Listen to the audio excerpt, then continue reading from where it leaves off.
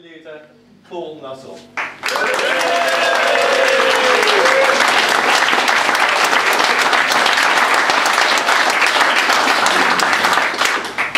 Well, firstly, I'll start by explaining the whole bungle thing. I can confirm I was not Bungle the Bear in Rainbow. Apparently, what was happening... No, actually, they got it wrong because, according to my Wikipedia page, I was the original Bungle the Bear in Rainbow, and Rainbow started in 1972, and I wasn't born until 1976. So it's no, basically, what happened is my Wikipedia page kept on being attacked, and it kept on being posted on there that I was the original Bungle the Bear in Rainbow. We'd take it down, an hour later, it'd go back up, and it went up for weeks and weeks, and then suddenly all the national newspapers picked it up. And then I found out it was my two friends from university, who I lived with for 3 years, who thought it was the funniest thing that they'd ever done. So, there we are. Actually, should I move? I'm not sure I should be getting photographed giving a speech. Well, firstly, I'd like to apologise if there's any Manchester United fans in the room about You'll Never Walk Alone, the anthem of Liverpool. Do you know what? I don't apologise because I hate you anyway.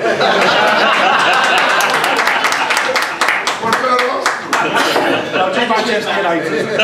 My two hatreds in life are Manchester United and the European Union. I'm not sure where it goes there. I think first what we should do is put our hands together for someone called Nigel. Not Nigel Farage, but Nigel the cook, the chef, the man who's been slaving away in the kitchen.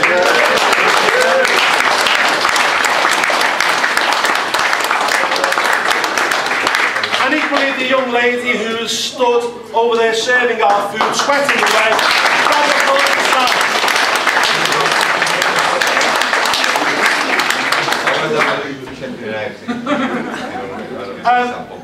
I'd like to start tonight's speech by taking you on a bit of a journey from UKIP's history to where I believe it will go in the future.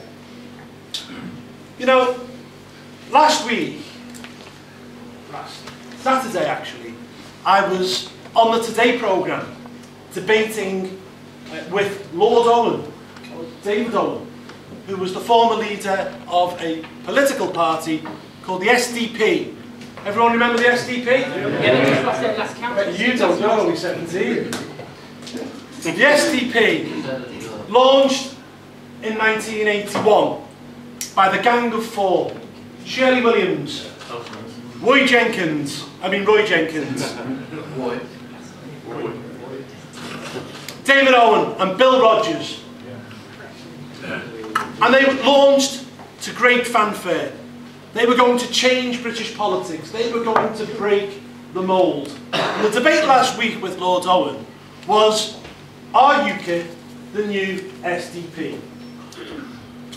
But what happened with the SDP is they signed an agreement with the Liberal Democrats and stood in the 1983 general election as the SDP Liberal Alliance. Well, they then went on and got around 24% of the vote, yet only retained, I think it was 27 members of Parliament.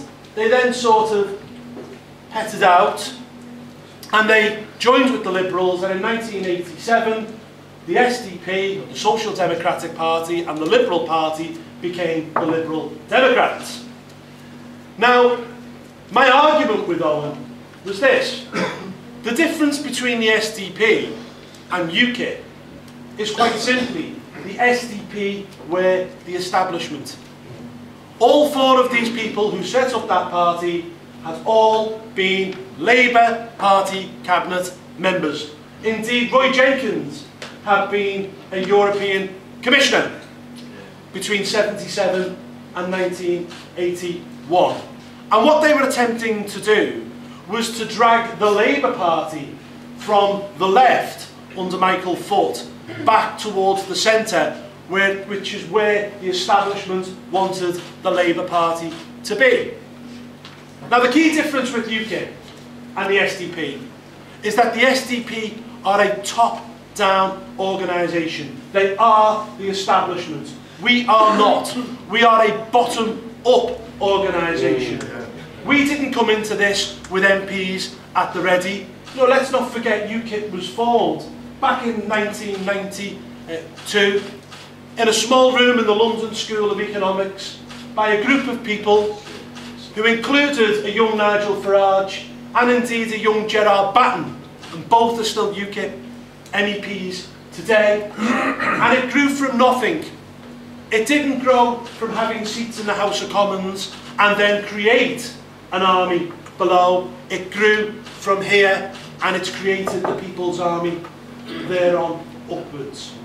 So we are anti-establishment. We don't want to be part of that rotten caucus in Westminster, that Westminster bubble. What we want to do is we want to get into the House of Commons and we want to change it. We want to change it forever, and we want to put power back into the hands of the people.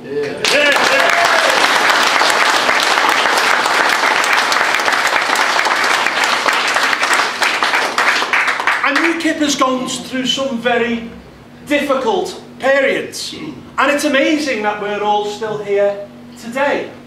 I mean, I joined UKIP back in 2004, as you mentioned earlier, when I was working as a waiter in Barcelona. between my shifts and serving up the tapas, I was reading about a new political movement called UKIP.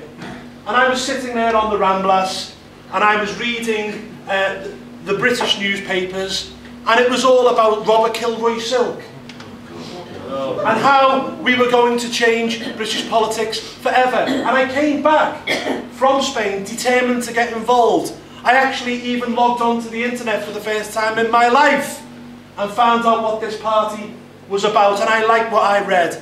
And I come back and I decided, do you know what? I'm going to do something about this. And what made me more determined was when I was in Spain, I saw the effect that the euro had on the working man and the working woman. It was great for big business because prices were rounded up when the peseta went, but it was a disaster for the working man and working woman because wages were rounded down.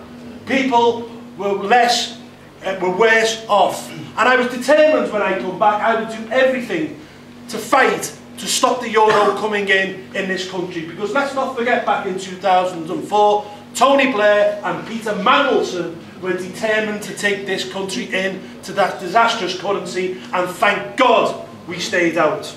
Yeah.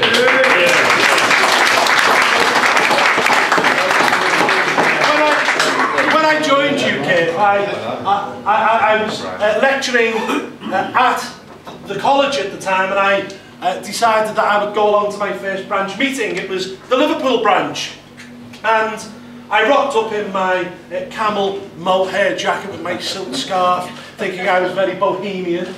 And what I walked into, I have to say, it pretty much astonished me. And I'll be honest with you, because I literally was the only person under the age of 80 in the room. And that was the problem with UKIP back then. And this is no disrespect to the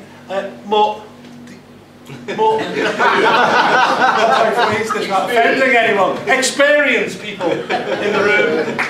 UKIP was an elderly political party, and everyone had the right values, and everyone knew what had gone wrong in society. But equally, the party needed new, fresh, young people, because young people are legs. Young people are the ones who can get out and get the leaflets out. And even to my horror, when I became the party chairman in 2008, I found out that the average age of the UKIP member was 72. We knew we had to do something about it. We were having real trouble when I became the party chairman. We were actually polling under 0%. We were losing members by the week. We had 12,000 members falling week on week. The party had been infiltrated at the top, and we had to root out the bad eggs and sort the party out, and it was a very difficult period indeed. What we did is we rooted out those who had to go, and we got the party ready for the European elections in 2009, and we went on in those elections and got 13 MEPs elected and finished second, beating Gordon Brown's Labour government of the day.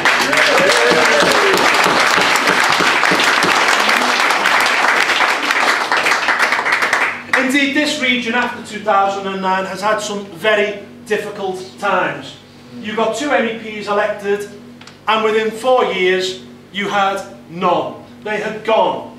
Indeed, the party, I believe, had a difficult period in the European Parliament. Nigel Farage stood down in 2009 as leader, and we went into a general election which many people consider the 2010 general election to be a failure. I actually don't, because we got 1 million people voting for us. 1 million people. Okay, we got nobody elected, but it was all a step in the right direction. It was all building towards now. The party has grown. Where are we now? We've got 24 MEPs after winning the European elections in May. They are doing a fantastic job. I've been out in Europe now for 8 years. I've never seen a better bunch of people who work together, are cohesive, who like each other, who socialise with each other, but I tell you what, who work damn hard on your behalf. And these are the people who are reporting back to the British public and telling them just how bad the European Union is. And these are the people like Jim, who are driving public opinion in this country.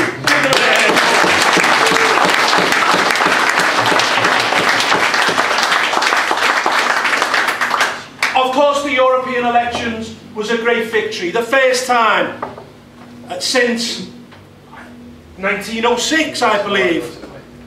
Oh, 1910, sorry. 1910 it was. Trust me, I'm a historian. 1910. Trust me, I'm a politician. Yes. The first time since 1910 that a party other than the Labour Party or the Conservatives has gone on and won a national election in this country. We have created history already, but the work is just about to begin. Where are we? Well, look, membership is now 41,000, unheard of all those years ago. We're about to overtake the Liberal Democrats in terms of membership.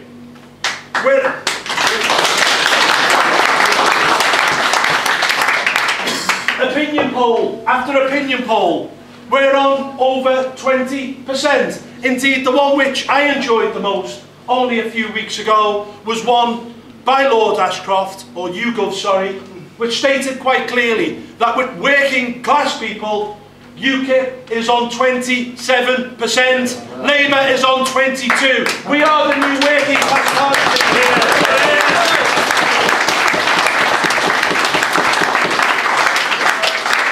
And I love speaking in places like this, real working class hubs, the kind of places I grew up in. And I always have a test when it comes to Labour politicians, and I call it the working man's club test. Because you look at them on the front row. Chuka Ramuna, who says he wouldn't be seen dead in a suit under £2,000. Ed Miliband, the Islington right-on, latte-loving lovey. These people are out of touch with their working class roots. Could you see any of these people having a drink in a working man's club, feeling at home? No, because the Labour Party has been hijacked by a right-on, metropolitan, North London intellectual elite, and they do not represent working class people anymore, and we will fill that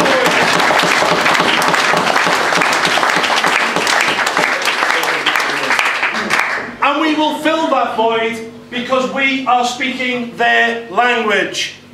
We speak common sense. When people hear what UKIP have to say, they like it. And they tell their friends. And they then go out and they vote UKIP. And that's why we're doing so well in elections. Look at what you've achieved here in this branch alone. 6 councillors from nothing. Nothing. 5 at district level.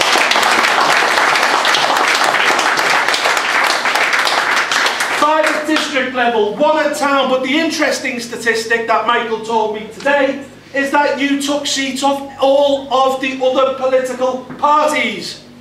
Please, put your hands together for Michael, because he's going to stand up.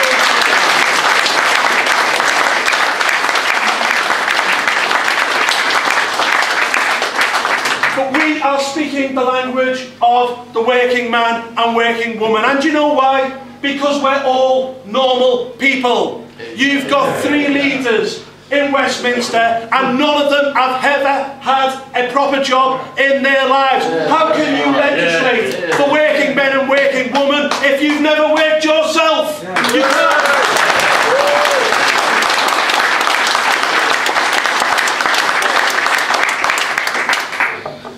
We're speaking common sense. On almost every single topic, we are saying what people are thinking. In fact, people have thought these things for a long time, but no one's ever had the bottle to come out and actually say it. And we're making people confident. We're making things which weren't legitimate 10 years ago to say legitimate today. We are driving the political agenda. Or as Winston Churchill once said about the great Joseph Chamberlain, we are making the political weather. Take it on immigration today. Mr. Cameron has had to come out and toughen up on immigration. It's nonsense, it's flannel, it's powder puff, it's jam tomorrow. Forget it. The fact is that more people net are coming to this country now than when the coalition took power. And let's not forget what Mr. Cameron said in 2011, we will cut net migration to the tens of thousands, no ifs, no buts. Well, I tell you what, I'm no mathematician, but 262,000 isn't tens of thousands, Mr. Cameron. That is a city the size of Newcastle. It's unsustainable. It's driving down wages of working class people, and in some cases it's putting British people out of work. There is nothing wrong with saying we want to put our own people first for once, and we will say it.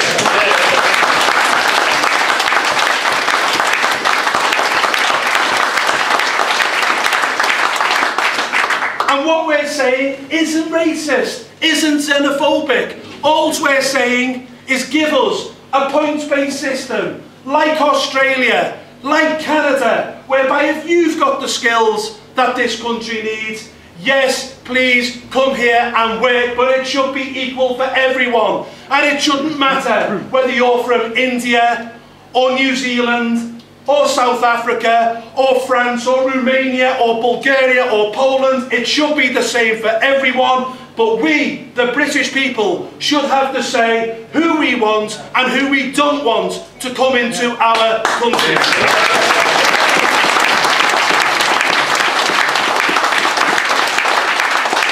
On defence, we're speaking common sense. We said all along, the war in Iraq made no sense. We said all along that we shouldn't be involving ourselves in this Arab Spring.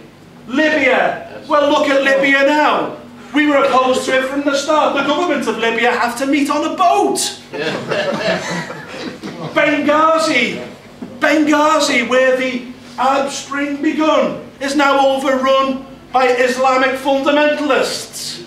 Syria, you remove Assad. That's what we wanted to do. But we wanted to arm these so-called rebels, who now turn out to be Al-Nusra Front and ISIS. Wouldn't it have been genius if Cameron and Haig got their way and we started giving these people weapons? I guarantee you, in 5 years' time, those weapons will end up in the hands of ISIS, just as they did with the Mujahideen back in the 1980s, and they will use our weapons against us. We were right. We don't want to see cuts to the defence budget. We say the world is a pretty dangerous place at the moment, but then they say, oh well, UKIP, you don't want to see cuts to this, you don't want to see cuts to that, you want to increase spending on this, how will you pay for it? Well, we just say simply, I'll tell you where we'd start. I'll tell you where we'd start.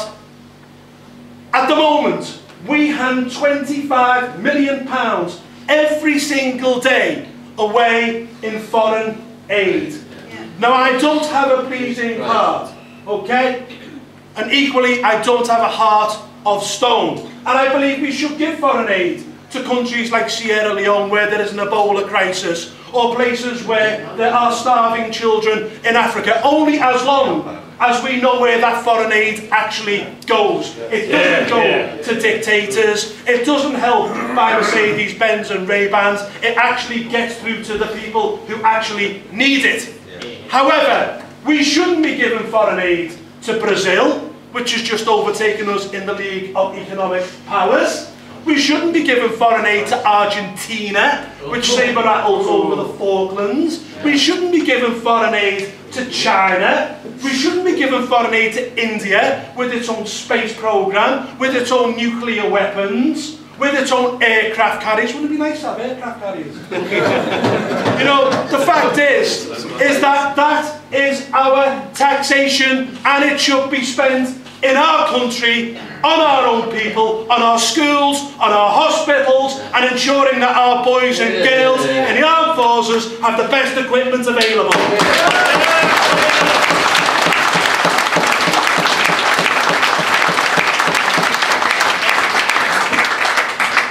On health, it's common sense. Of course, the Labour Party always, oh, UKIP, you want to privatise the NHS. Indeed, Mr Cameron lied to Prime Minister's questions on Wednesday, when Mark Reckless got up and asked a question about the NHS and talked about protecting the NHS, and Mr Cameron said, oh well, I find it very strange that you've joined a party that wants to break up the NHS. We don't want to break up the NHS. In fact, if you listened to our spokesperson on health, Louise Bowles, give her speech at conference, we made it perfectly clear that we want the health service to remain in public hands and free at the point of delivery. But equally at the same time, we need to see a streamlined NHS. It cannot be right, ladies and gentlemen, that the NHS is the third largest employer in the world. It cannot be right that 1 in 16 people who work in this country work for the NHS. When Labour came to power in '97, the NHS budget was £33 billion a year. When they left, it was 99.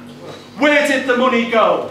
Well, it exploded in terms of staff. But was it nurses? Was it doctors? It was managers, it was pen pushers, it was bureaucrats. Indeed, last year alone, if you looked at the bonuses and the pay increases that the managers and the middle managers got on the NHS, it amounted to around 25%, yet nurses and midwives got a 1% pay rise. It cannot be right. We need to be like a hot knife.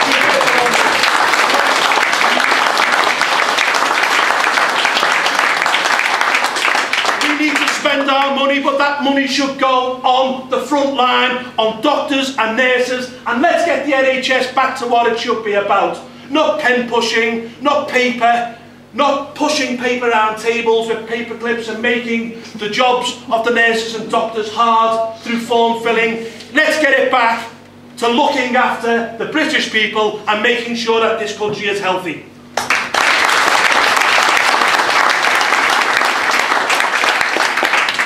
Crime, again, one of the biggest issues for people. People do not feel safe going out of an evening, whether you're young or whether you're elderly.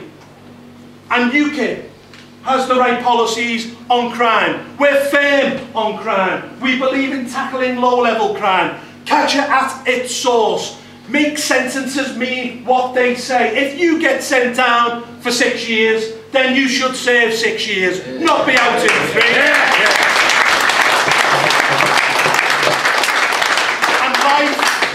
For murder, life should mean life.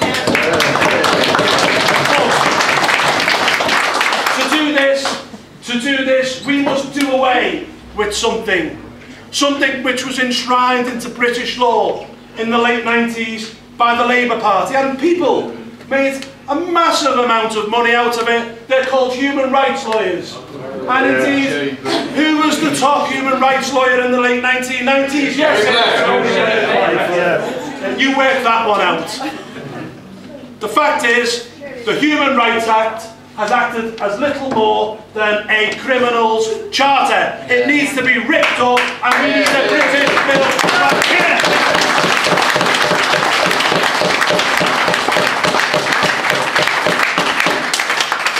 I'm very proud, ladies and gentlemen, to be the deputy leader of this party. I'm very proud that we now have 2 MPs.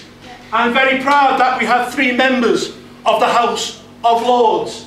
I'm very proud that if you look at all levels of council, parish, town, district and to the top county, we have around 1,000 elected councillors in this country.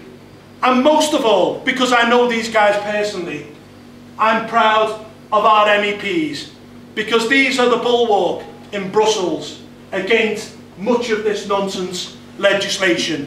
These are the guys who are fighting to stop the £55 million every single day that this country hands over to the European Union. We're trying to make sure that that is stopped. Because it's like foreign aid, isn't it? It's your taxation, and it shouldn't be spent on motorways in Romania. It shouldn't be spent on an underground in Warsaw. It shouldn't be spent on a sewage system in Budapest. It should be spent in this country on our own people. Yeah.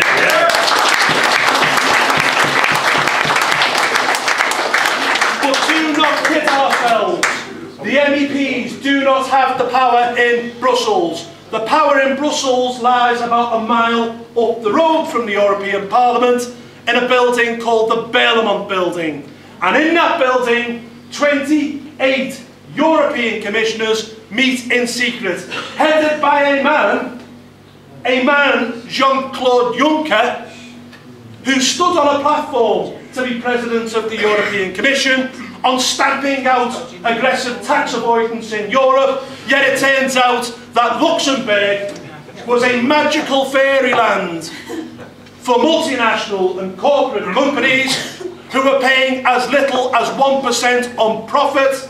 This man is a hypocrite. He should resign. He should go, along with the rest of the 28 commissioners to boot.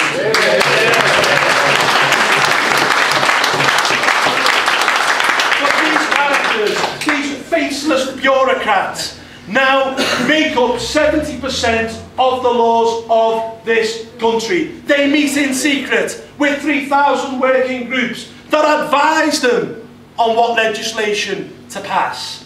But they don't tell us who sit on these 3,000 working groups. But they don't have to tell us. We know who it is. It's the multinationals. It's the corporates. It's the tobacco industry. It's the pharmaceutical industry. This is how law is made in Brussels, behind closed doors. And is it any wonder that Brussels has more lobbyists than Washington? Because it's a lobbyist's dream. And I put it to you, ladies and gentlemen, did we fight 2 wars in the last century for 70% of our laws now to be made in a foreign country in secret? I say shame on those people who gave our sovereignty away, and we and you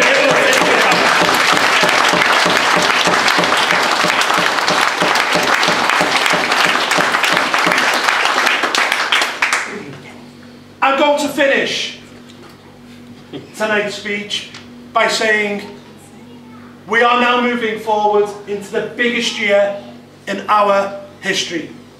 We are part, and Jim said it earlier today, I've said it before, we are part of the most exciting political movement that this country has seen, I think, since the birth of the Labour Party under Keir Hardie. We are the outsiders. We are the anti-establishment. We are the ones who've got them terrified in London because they cannot work out how to deal with us. They can't. And the reason they can't understand it is because they have become detached from normal working people. And if you get this right, ladies and gentlemen, I guarantee you, if you work hard, if you leaflet, and you must start early, if you write letters, talk to your friends, get behind Michael. You just won't have an MEP's office in Kidderminster, you'll have an MP's as well this time next year.